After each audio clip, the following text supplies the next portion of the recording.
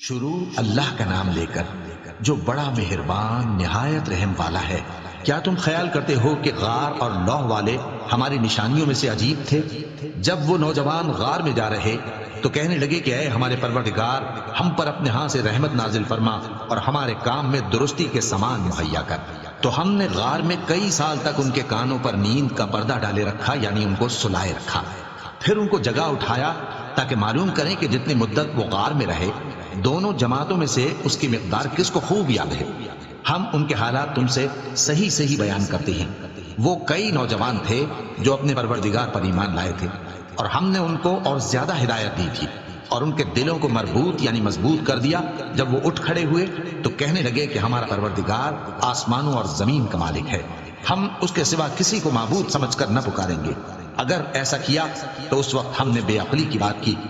ان ہماری قوم کے لوگوں نے اس کے سوا اور معبود بنا رکھے ہیں، بھلا یہ ان کے معبود ہونے پر کوئی کھلی دلیل کیوں نہیں لاتے؟ تو اس سے زیادہ کون ظالم ہے جو اللہ پر جھوٹ باندھے؟ اور جب تم نے ان مشرکوں سے اور جن کی یہ اللہ کے سوا عبادت کرتے ہیں ان سے کنارہ کر لیا ہے تو غار میں چل رہو، تمہارا پروردگار تمہارے لیے اپنی رحمت وسیع کر دے گا اور تمہارے کاموں میں آسانی کے سامان مہیا کرے گا۔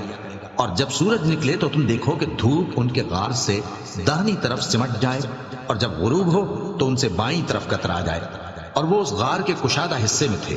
یہ اللہ کی نشانیوں میں سے ہیں، جس کو اللہ ہدایت دے وہ ہدایت یاب ہے، اور جس کو گمراہ رہنے دے تو تم اس کے لیے کوئی دوست راہ بتانے والا نہ پاؤ گے۔ اور تم ان کے متعلق خیال کرو کہ وہ جاگ رہے ہیں حالانکہ وہ سوتی ہیں، اور ہم ان کو دائیں اور بائیں کروٹ بدلاتے تھے، اور ان کا کتا چوکھٹ پر دونوں ہاتھ پھیلائے ہوئے تھا۔ اگر تم ان کو جھانک کر دیکھتے تو پیٹ پھیر کر بھاگ جاتے اور ان سے دہشت میں آ جاتے۔ اور اسی طرح ہم نے ان کو اٹھایا تاکہ آپس میں ایک دوسرے سے دریافت کریں۔ ایک کہنے والے نے کہا کہ تم یہاں کتنی مدت رہے؟ انہوں نے کہا کہ 1 دن یا اس سے بھی کم۔ انہوں نے کہا کہ جتنی مدت تم رہے ہو تمہارا پروردگار ہی اس کو خوب جانتا ہے۔ تو اپنے میں سے کسی کو یہ روپیہ دے کر شہر بھیجو، وہ دیکھے کہ نفیس کھانا کون سا ہے تو اس میں سے کھانا لے آئے، اور احتیاط سے آئے جائے اور تمہارا حال کسی کو نہ بتائے۔ اگر وہ تم پر دسترس پا لیں گے تو تمہیں سنسار کر دیں گے یا پھر اپنے مذہب میں داخل کر لیں گے، اور اس وقت تم کبھی فلاح نہیں پاؤ گے۔ اور اسی طرح ہم نے لوگوں کو ان کے حال سے خبردار کر دیا تاکہ وہ جانیں کہ اللہ کا وعدہ سچا ہے، اور یہ کہ قیامت جس کا وعدہ کیا جاتا ہے اس میں کچھ شک نہیں۔ اس وقت لوگ ان کے بارے میں باہم جھگڑنے لگے اور کہنے لگے کہ ان کے غار پر عمارت بنا دو۔ ان کا پروردگار ان کے حال سے خوب واقف ہے۔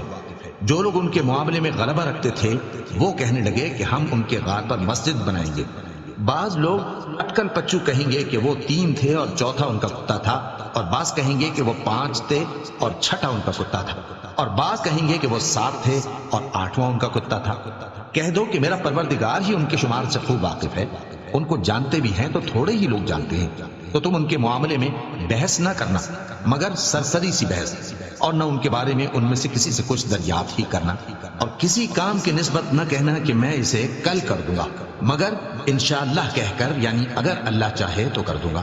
اور جب اللہ کا نام لینا بھول جاؤ تو یاد آنے پر لے لو، اور کہہ دو کہ امید ہے کہ میرا پروردگار مجھے اس سے بھی زیادہ ہدایت کی باتیں بتائے۔ اور اصحاب کہف اپنے غار میں 9 پر 300 سال رہے۔ کہہ دو کہ جتنی مدت وہ رہے اسے اللہ ہی خوب جانتا ہے، اسی کو آسمانوں اور زمین کی پوشیدہ باتیں معلوم ہیں، وہ کیا خوب دیکھنے والا اور کیا خوب سننے والا ہے۔